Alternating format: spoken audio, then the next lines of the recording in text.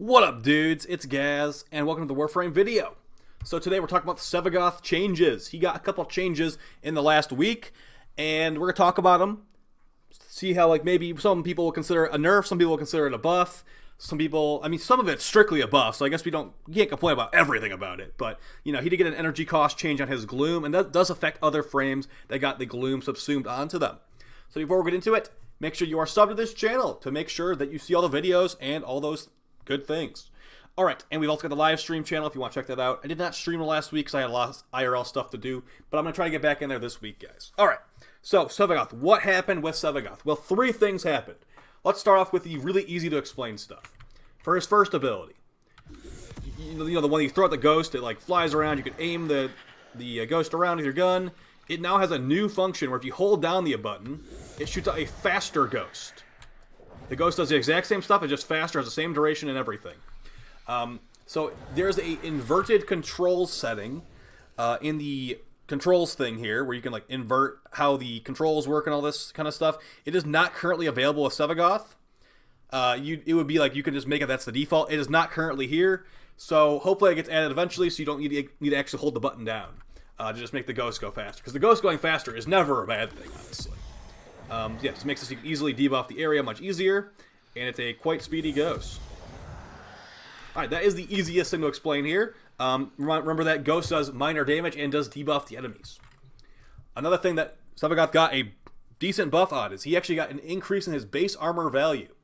It actually is enough of a base armor increase. I'm actually running Umbra Fiber now instead of Fleeting Expertise here. Because he also got an energy cost change in his 3, but we'll go over that in a second. So yeah, now if we run Umbra Fiber, we have a nearly 60% damage reduction on our health bar. And that's not counting adaptation and things of that nature. So pretty good. You can also, if you want to run some tank arcanes, you could run Arcane Guardian, which would make it so you're getting another 900 armor. So you'd be about 1,300 armor there. Pretty good health EHP increase on your health bar if you're not getting one shot. Because a lot of times you'll just get one shot. That's the problem with armor and health in this game, is that you just get to the point where you'll get one shot. Like these bombards I can spawn right here, these guys will one shot me. That's the problem. And that's why I was honestly hoping when Sevagoth came out that he would have, shield lifesteal, because that would just be ridiculously broken. As you can see, we're at 850 health.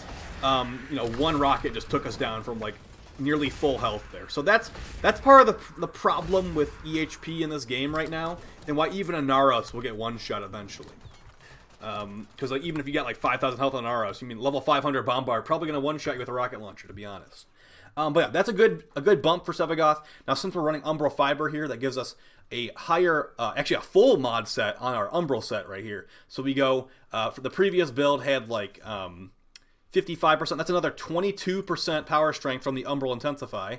The Umbral Vitality gets, this is not fully ranked up, keep in mind. It's actually going to give us some more health as well. And then the Umbral Fiber, like I said, more EHP technically. Now, the problem with this, and why you might want to think about it before you actually do this exact same build, is that first off, I have some weird ranked mods, and we have an actually unranked adaptation. This is just really good for enemies shooting you multiple times, because it still will stack up to 90%. It just takes longer to get there, because a maxed out adaptation is actually going to be 10% per shot, and this is just half of that. So, you could still use it, but it will take longer, and it won't be as effective immediately. But yeah, we also got a Prime Flow not maxed out and a Prime Continuity not maxed out, as well as the Umbral Vitality. So if you want to mega max this build out and you want to use the exact same thing I am, you might need to put a dash polarity here, or if you don't think efficiency is worth it really anymore, as he got an energy cost change on his 3, we'll talk about that in a second here. So speaking of energy cost change on his 3, so what they actually changed is now it will actually drain per enemy in your aura up to 10 enemies at a time.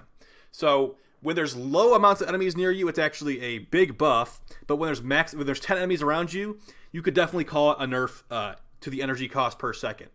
Now, this is not the exact same build as before. The potato quality image on screen, that's my 170% efficiency build from before the update.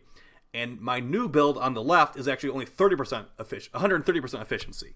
So I can tell you as a fact, if you are someone who has Arcane Energize, you can actually take one of the efficiency mods off your build if you so choose. And honestly, you could definitely call it a nerf overall. But I'd say since you're not always surrounded by 10 enemies, it's still totally fine. If you're actively killing. If you're not actively killing, not getting your energized procs, you might be in a little bit of trouble with this aura. And keep in mind, this does affect other frames as well who have the subsumed version. But yeah, so since we have some extra power strength on here, it makes it so our slowing aura is stronger. It makes it so our Reap and Sow combo is better. Our debuff stronger on our 1, and even our Shadow Claws are doing more damage. So if you use something like I usually do, an Empower setup, and we'll have a full video on the Silence setup later this week. The Empower setup, we actually can get to nearly maximum value slow with Empower and just growing power. We're not even using the kit gun right now. So I'm using the Epitaph now for Sevagoth, as it makes sense, lore-wise. We're using a Viral Heat multi-shot build. First status, proccing for Condition Overload. And we're actually using the Guandao Prime, as I have a new Guandao Ribbon I wanted to mess around with. Slash procs and debuffs usually work pretty well together. I'm not running the Bane mod just because I didn't feel like it here. Alright, so we're going to summon in these guys. I'm going to put some gameplay on the screen as well. This is the Empower setup here. So we're going to proc them with Growing Power. Going to use our Empower normally, and then use our 3. They are slugs, basically. So now we can just easily make quick work of them, as they cannot even move, pretty much. And this is where jump kicks will come into play. That guy is not going to be able to use his stun attack before I even kill him. So as you can see right here, I mean, that was very slow, and that's with Empower. So let's use the normal Sevagoth setup here. You could definitely try to fit Rolling Guard on here. If you put another Forma on, and you want to put Rolling Guard on, be my guest, instead of Adaptation, as that was definitely scale better. But for like normal gameplay, I've been using Adaptation just fine, and I've been enjoying it quite a bit. So we use Sow and Reap here. With some Viral procs, it should definitely be enough to nuke these guys down pretty easily. So we're going to grab the Energy Orb, just because, you definitely want to do that. Slow them down so they're just complete chickens. And debuff them and nuke them down. So 2 Sows to kill the Bombard. And I think the Gunners are pretty low health at this point, too. Now, keep in mind as well, our energy bar is not moving that far, because we've killed a couple enemies. Now there's only 3 of them here. We're draining about 1 energy per second when there's only 3 enemies in the area. When it goes to 10, like I said, it's definitely like you're going to be feeling the drain. Now that there's 0 enemies, is it even draining energy? Does not look like it's draining energy when there's no enemies in the area. So, it's going to be up to you. Like, do you have Arcane Energize? If you do not have Arcane Energize, you might want to try a different frame out, to be honest. This is definitely a late game frame. Here we are in the middle of 10 enemies here. And you can see the drain is pretty sizable at this point. Now we're going to just debuff them. The Viral procs definitely do help with that Reap and Sow combo. And proc Growing Power. Of course, the Shadow Form build did not change at all. You can still just do that. That has not changed at all. So yeah, the 3 changes were basically his armor got increased, his Shadow has that new functionality, or the 1 has a new functionality, and the energy drain has been changed. And I'd say overall it does feel better, in my opinion. Like, let's look at this gameplay footage right here.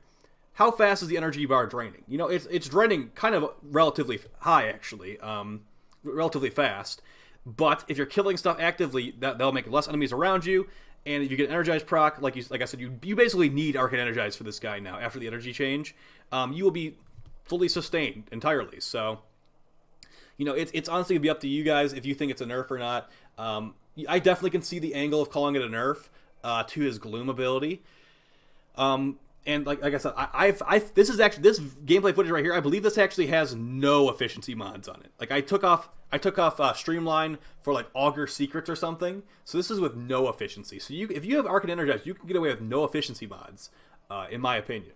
And you probably could do that before anyway. But yeah, it's more mod space to mod for other stuff. The Umbral Fiber feels pretty good, as long as you're not like, face tanking a Bombard rocket like we did earlier in the video. You definitely don't want to be doing that. That's where you want to just basically be abusing shield getting cheese, which I don't really like that playstyle, but it is technically something you have to do for super high levels in this game, which I don't like. I really do hope they've changed shield gating and the EHP meta for this game. I don't want to go back to one-shots all the time, like when before shield gating was a thing. It was basically you'd be fine up until a certain point, and then you start getting one-shot at like level 500 enemies. But now that shield getting's here, like, it's honestly like it's very different. It's honestly like endurance is a kind of a joke now. As you can see right there, we die when we're surrounded by enemies. So, you know, that wasn't because our actually that was because the whatever that guy's called, the acolyte turn off our abilities. So if that didn't happen, we would have been fine. But you know, that's why we're on the steel path, just showing how it is. And yeah, the debuff's pretty good here. I'd overall say he's still my favorite frame. He still feels really good in mission, and I don't think the gameplay is really doing him justice right here. I was still messing around with stuff, and like I said, this is a build with no efficiency mods on it in the gameplay footage, not what I'm usually running.